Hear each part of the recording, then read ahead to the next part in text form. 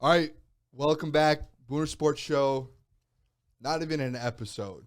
No. Easy said the Booner's quick hits. Yeah. Kind of like that. I'm about to roll with that.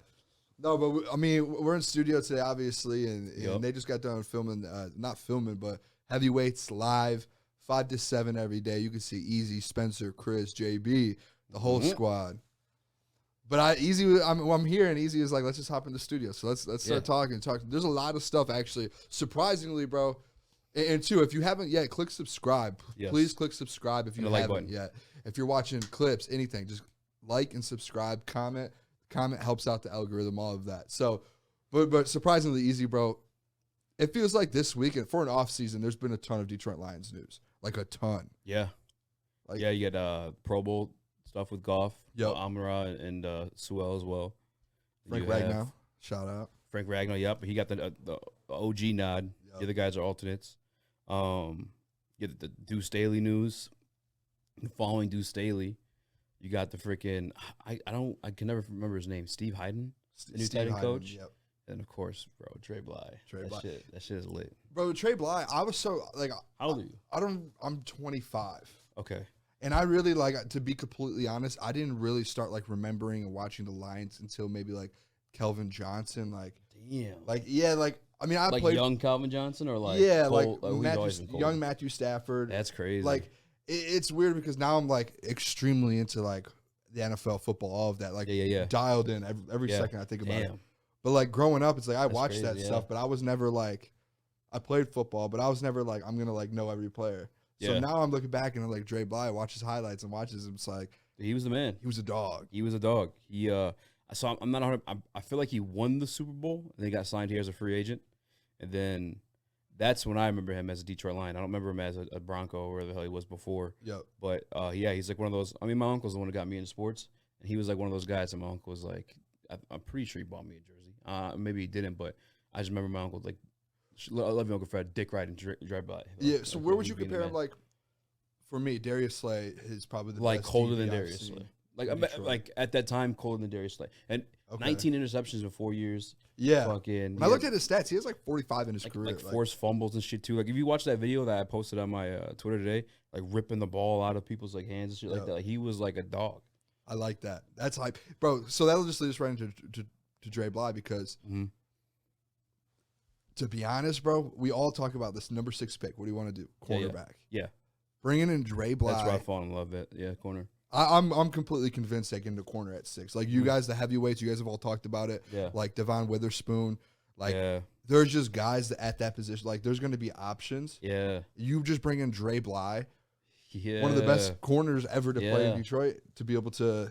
Yeah. We were talking about in the heavyweights. Like actually, this was kind of the clip for the Instagram reel as well, but I didn't confirm all 100% to the Jalen Ramsey stuff and all those weird rumors because like it's a lot of money and that's what made me back out. Like and I'm just weird like that. But the signing Marcus Peters in free agency, I was like, yo, get a veteran in the locker room. Like, I don't hate that either. But now you kind of got that in Dre Bly. You know what I'm saying? Like that's true. Like. I have to double check and make sure. I'm pretty sure he won the Super Bowl with the Broncos before he signed with the Detroit Lions. Like he did, yeah. He did? I heard someone say he went to back-to-back Super Bowls and he won a Super Bowl. I think it was Braylon that was talking. So about it's literally like every bit of experience you want from a cornerback now in your cornerback room, and it's not even like it's a position coach, right? It's like sometimes it's a lot of guys like entry level into the NFL, like former players, but Dre Bly is not the case. He's had 4 years with North Carolina beforehand, but he's got all that studious shit to like pass on to whatever DB we end up drafting. Jeff Okudah, who's still young, and it's not even like Dre Bly was like a physical specimen.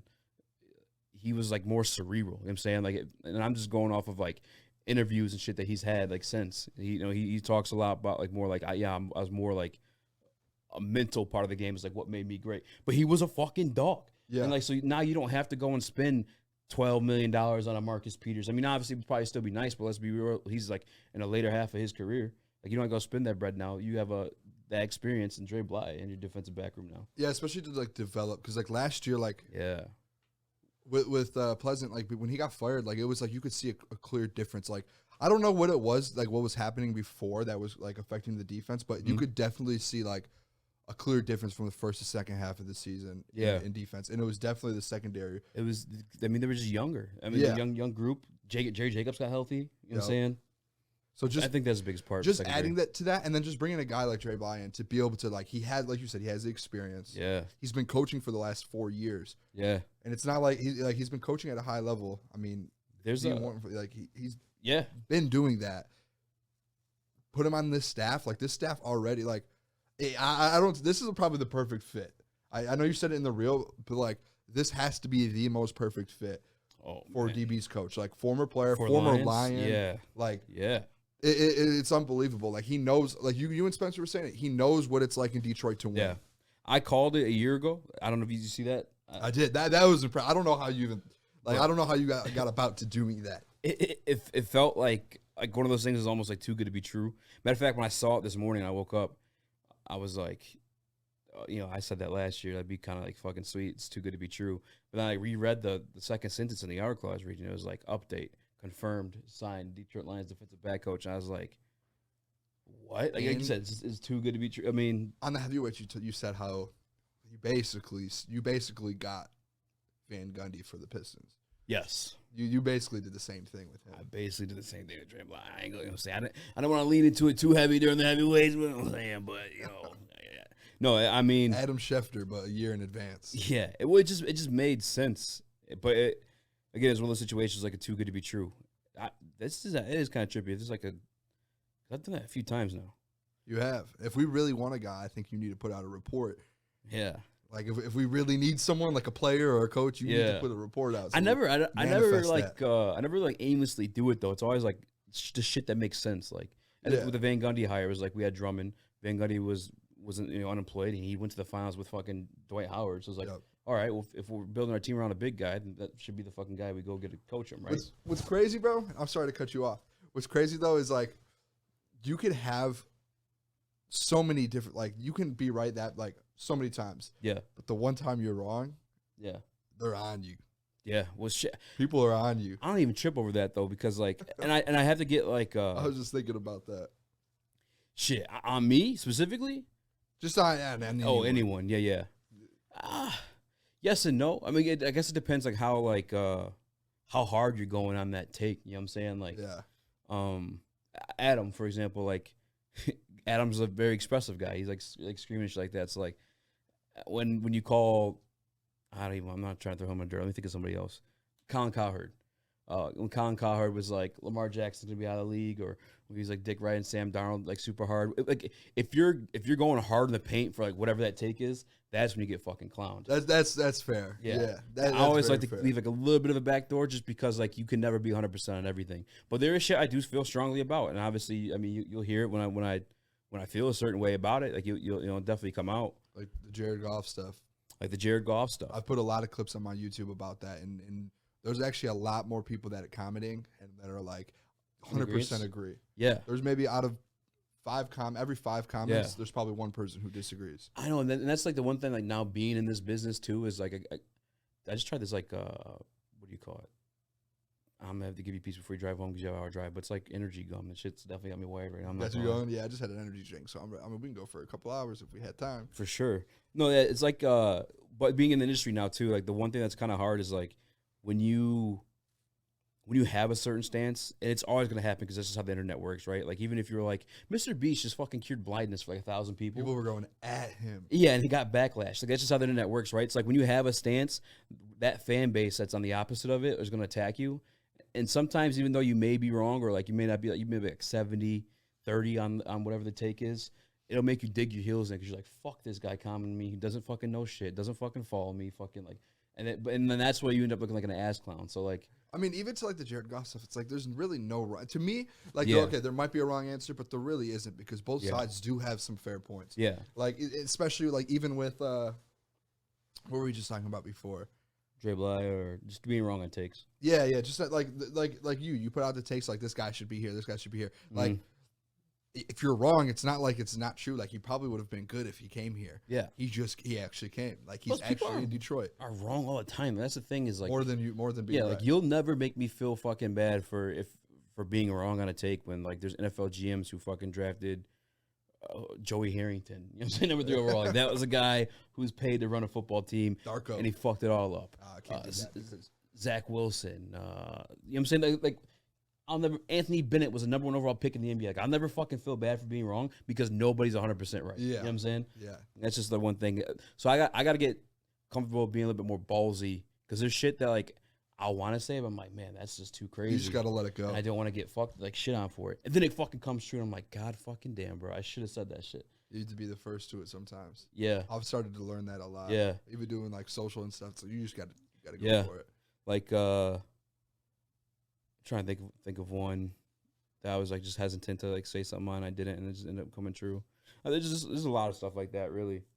But again, I think it's more because like we're like digital, you know, so we're dealing with more like I don't want to say backlash, but I guess that's the only word I can think of right now. People see what you say and they can go back and clip it. Yeah.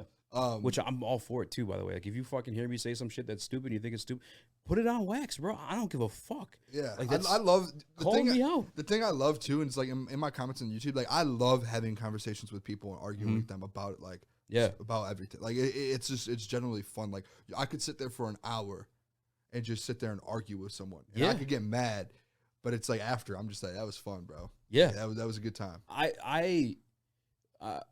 I encourage it just because like you, even if you're on the losing side of a situation like that, you're learning.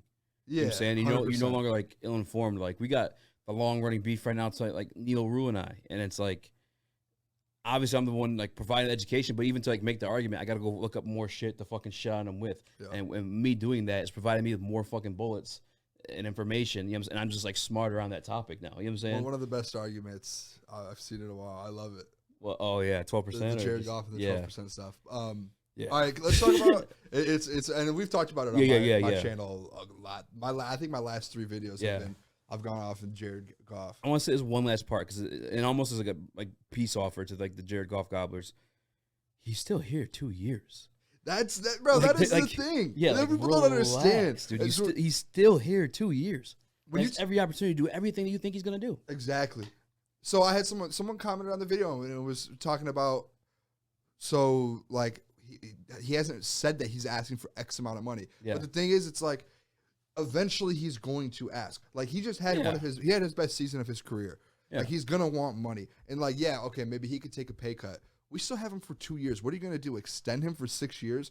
And then what happens if there is a fall off in 2 or 3 years? Then you have a massive contract for a guy that's gonna be 30 something in a couple like you know what I mean? Like, especially because a lot of his performance, you point to like Ben Johnson. Oh, goddamn, I didn't want to do this, but that's what I'd point to. It is. So, and he's going to become a head coach at some point. Yeah. So it's like you re-sign him to a big ass deal, and you no longer have the person that made him what he was when you liked him. And you have to hope that the next OC can do that, and so on. And then on top of it too, to just be that pussy and just stupid. I'm not pussy. I'm just sorry, stupid, fucking flat out stupid. Booner, who's in the Super Bowl this year?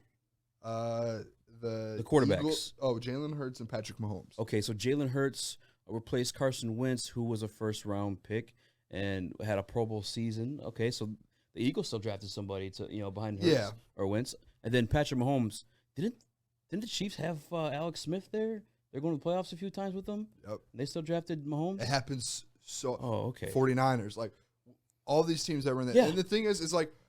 I just want to make it very clear too. It's not like I don't want to go down this. It's not the fact though. Like Jared Goff is here the next 2 seasons. Yeah. That is a fact. He is, and I can say confidently, he is our quarterback right now. Yeah, and he could go win us playoff games next year. He could take you to a Super Bowl. That is not the. I think that's where people start to get mixed up.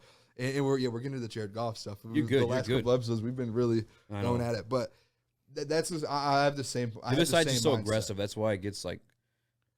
The way it is, it's such a polarizing topic, man. No, yeah, I have the same. I think we have a similar vision on it. I think everyone else, even on the other side, does.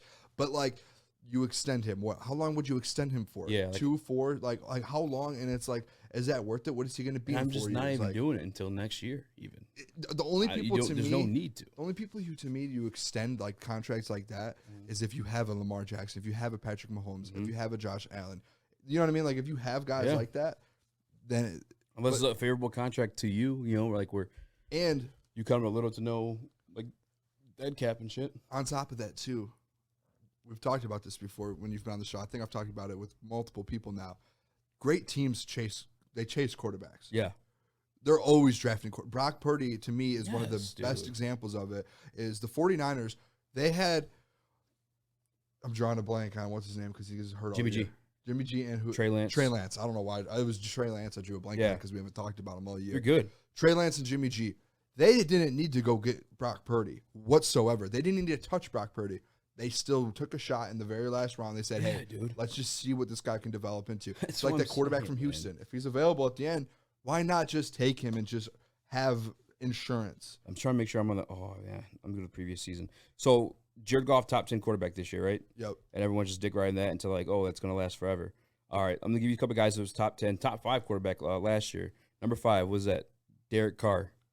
Yep. Where's Derek Carr right now? Gotta be fucking kicked out of the fucking. He's no longer really the quarterback. Like Tampa Bay. Yeah, guys can have a top 10 season that doesn't like lock you in as a top 10 for like the rest of your fucking life. Jimmy G was number 12 in that list. Like Jimmy G was a backup this year. Like it doesn't work that way. Guys can have good seasons. I attribute a lot of that stuff to like coaching. Like when I look at a Jared Goff, again the Ben Johnson stuff is what I bring up is because Kyle Shanahan can do that with almost anybody we've seen now. And I believe, and this is something I could be wrong on, right? But I believe that Ben Johnson can do that with anybody else as well because when you think of Jared Goff's skill set, Booner, name me one thing he does that, like, other quarterbacks can't do. Can't. You can't, right? There's only a handful of quarterbacks who you can do that for. It's easily replaceable, especially when you, me personally, attribute it to, like, more the system than anything else. So, like, if I can get a guy that can add running into that or a guy that has better deep ball accuracy or just a better deep ball in general, like, yeah, I'm going to fucking do it, especially if I get him on a rookie deal or just a cheaper deal in general. Yeah, it's just interesting to me, like, when this conversation comes up, it's just people, like, get into a defense mode so fast. Yeah. To where it's like you don't listen to the argument. It's because, like, from the jump, no one is saying Jared Goff isn't the guy the next 2 or 3 years. Correct. Maybe we extend him for a 1 year. But, like, a long-term, like, I can't stress it enough. In the NFL, what I've learned the last few years is there's only 4 or 5 quarterbacks in the league that you can say, hey, that's my guy for the next 10 seasons. Yeah.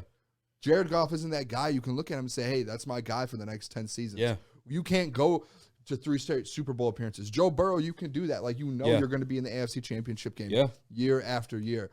I mean, even if we go to the playoffs next year and win 2 games and lose, or like, you're still every single year, and this is a fact, too. Every single year you're going to the year, if you have Jared Goff at your quarterback and you're going to say, do you think they can go to the Super Bowl? Instead of, like, if you go to Cincinnati and you listen to people on radio there, they're saying, we have to get, we have Joe Burrow. We're going to the Super Bowl. Mm-hmm. Patrick Mahomes, we're going to Josh Allen. Obviously, in Buffalo, every year they're like, we're going to the Super Bowl. Mm-hmm. With a guy like Jared Goff, in 3 or 4 years, you're not going to, you're just going to keep, like, every offseason, you're going to have that question is, can we do it? Are we going to go win a playoff game? Can we win the NFC North? Even when we do it next year, that's going to always be, like, on the back of your head. Because, like, you know what I mean? Like, and the reality is, too, like, his performance is never, like, anything. Like, yeah, he's had a couple games Jared where Goff, by the way, too. Yeah. I'm a fan. I have my clip of Jared Goff. I DM Jared Goff all the time. Yeah, you guys are boys. He might not respond. You're the reason he had this season. Yeah. Just like I'm the reason we got Trey Blythe. If we win a Super Bowl with Jared Goff, I think I deserve a ring. That's just a fact. No, for me, it's just if you're claiming to be a fan of the Detroit Lions, and that's like you're rooting for the Lions, then you should want what's best for the fucking team. Take the dick out of your fucking mouth, Jared Goff, and root for your fucking team. If what's winning in the NFL is these guys, these younger guys, or highly skilled guys, or just cheaper guys, then you should want that for your fucking team. Yeah. On top of the fact that we already said, like, you still have them 2 years no matter what. Why? Like, I don't understand. If you're a fan of that fucking team, root for the team rather than the fucking guy. Yep. I don't understand how you can get upset about your team getting better. It's just looking out for the future of the team. Yes. That's literally all it is. And it's no one saying, like, hey, let's go trade up for Bryce Young. Yeah. Neil always brings up, you can't do this, you can't take quarterback now because your championship window is, like, only so big or whatever. The 49ers literally the Patriots, like, they constantly were they drafted Jimmy Garoppolo. Yes. They drafted Matt. Like, they constantly, like, they have Mac Jones, and what did they go do? They got what's his name out of Western Kentucky. Like, they're constantly like that's what. I Bailey talked about Zappi. it. One of the first times you came on my podcast, Matt Castle. Before, yes, yeah. One of the first times you've came on my show, that was one of the things I said was look at every great franchise, and that is what I'm looking right now. The Detroit Lions with Brad Holmes, I see them doing that. Like they're making the steps to becoming a legit franchise. And Brad's open to it too. He's never said no to this shit. What did I say that one time? I said, or I guess both of us, he went on the one show, and he said, when I fall in love with the guy, I'll take him. Yeah. That doesn't mean if he falls in love with the starting quarterback like Bryce Young. Yeah. That means if he falls in love with a quarterback that he thinks in the future could be something. Yeah. There you go. The quarterback talk, man. It's so funny that we keep like. I know. It's such a big topic because like it's a serious thing. Like but people really think like we all hate Jared. Like I don't. I don't. I'm a big Jared Goff fan. I might have to buy his jersey and start wearing it on episodes. Yeah, for me, I like I said, I got the people in the comment section. That's like where I've been going to war with, and I guess in a turn to make it seem like you hate a guy, but I'm a fan of the Detroit Lions. Like I want what's best for the Lions. Like it's crazy. It's crazy to me though. Know. We're like we have these conversations now that like the Lions are to me are competing for like contending. Yeah, to where from where we were 2 or 3 years ago to now, it's like we're having these talks about Jared Goff in court. Like it's just crazy to me. I screenshot a couple things. We're at with it because I'll here get this out before we fucking. I gotta find it. Hold on. I thought I just clicked on my pictures. I got a couple takes I got right. That was the collecting to like argue with somebody on Twitter. But this is fucking. I'd rather not sign Ayton than give up assets to sign him. I could flip Grant for any of those for the same assets in the Jalen Dern. That's fucking happened. We were on the same thing like that. On the Woodward bets, I said the same similar thing. They literally after we drafted Malcolm Rodriguez. If you like Nakobe Dean as a Detroit Lions fan, you should also find yourself falling in love with Malcolm Rodriguez. Hit. While the Detroit Lions, this is September. While the Detroit Lions offense will continue to be top 5 in the league in 2022. Fucking fall through. What was the other one? Fucking obviously Dre Bly. The other one. Guess what my record prediction was for the Lions? 9-8. I think mine was 8-9 or 8-9. This is I'm throwing this next prediction out there, and I really feel like this is like can come true. I don't know if I think I said this in your podcast or maybe I hadn't, but 2024, Detroit Lions are doing something, and I don't know if it's going to be a Super Bowl for sure, but I'm banking on at least an NFC Championship, man, for just so many reasons why. Like the draft picks they're going to collect this year. Both 2 first-rounders, 2 second-rounders, and you know how Brad Holmes be hitting. He be hitting every single time. He doesn't even have to hit on every one. Yeah. You get those guys. The cap hit you saw this year went up as most of it gets ever gone, at least in quite a while. It's 224 now. That's going to continue to happen in 2024. Yep. In 2024, it's expected that my little 12% rule, Jared Goff drops like 12.5%. Rumored, because we obviously don't know what the cap space is going to be in 2024. You have the money to work. 2024 Detroit. So you're saying one more year? Yes. And it makes so much sense too because the rookies you draft this year, that's going to be like their sophomore year. Yep. Obviously, you already have Amon-Ra St. Brown, Aleem McNeil, fucking. That's their third Penei season. Sewell, you know what I'm saying? 4th season. Yeah, like they're already there. But whatever guys we're going to fall in love with this year is going to be in their sophomore year. That's when those guys really start to like blossom. Like they've had their first couple of years, they have a foot in the door. Especially like this year, they know what it's like to win. Now year 3, year 4.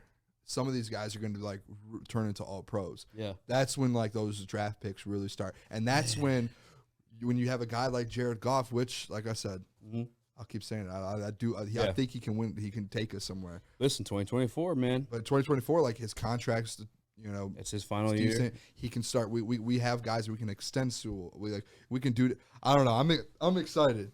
There's so much going for that year too. Like obviously everything we mentioned about the young players. 2024, Jared Goff's contract year, so he's gonna be fucking balling because it's a contract year. Yeah, just so much shit just makes sense, man. And I got my 12% rule. Obviously, around that time he'll fall within that, as well as just everything else fall into place. I'm chilling. My bad. I think it's gonna happen. 2024. We have to clip that. I love that. Do you want to hop back in after we can? Yeah. What do you want to? Let's do that. Or you want to go on the heavies? What do you want to do? Yeah. I'll stop this one. So I might even post some heavies if you want. I don't give a fuck. And make sure you all subscribe. Please subscribe, like, comment, all of that. Appreciate you guys all for tuning in. Another Jared Goff episode, kind of.